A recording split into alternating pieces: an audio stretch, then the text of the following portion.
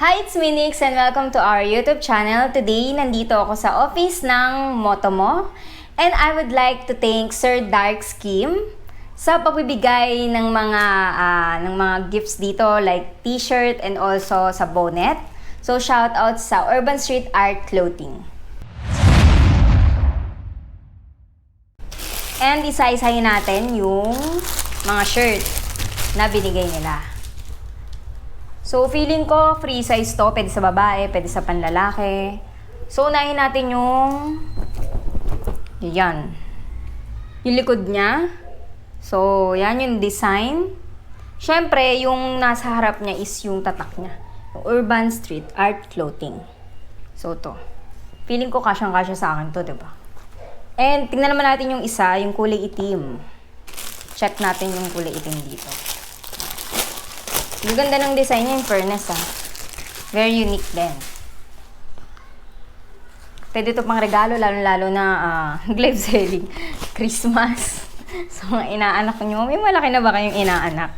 So, ayusin ko lang para mas makita nyo yung design sa likod. Kasi bagong-bago pa yung tela niya. So, mainit-init pa talaga. Sinayos ko lang. Yan. Para walang masasabi si Direk.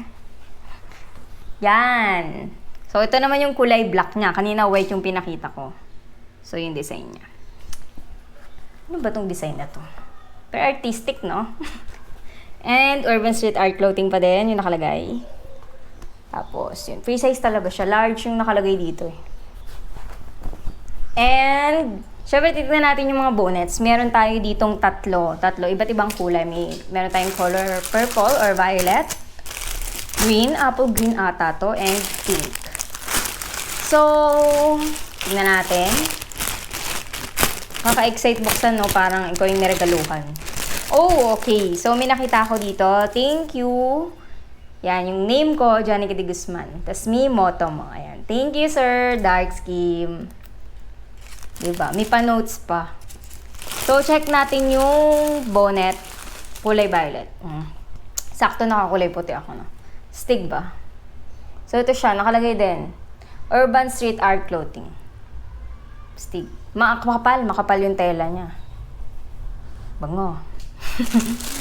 And, ito naman. Yung kulay pink naman. Check natin. Yes. So, ganun pa rin. Yan. Naiba lang yung color niya. Kahit dito, maganda rin. Ay, may tarjeta pala rito. Tarjeta ba tawag doon? Tapos may Urban Street Art Clothing pa din.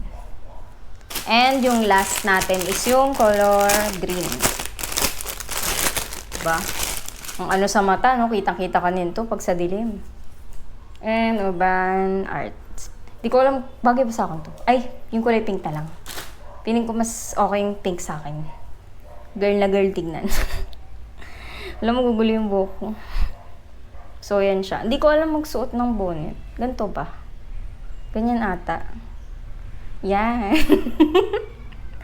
So, ito. Sana bagay sa akin, no? Susukatin ko mamaya yan isa-isa. Tanggalin na natin. Hindi ko makita yung sarili ko. So, ayan.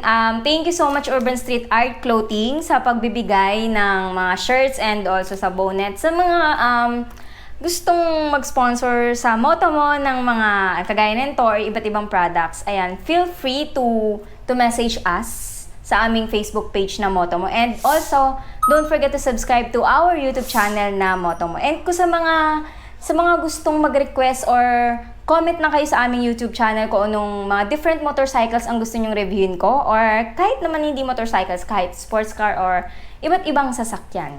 So, thank you so much again and see you on our next videos. Bye! Pika!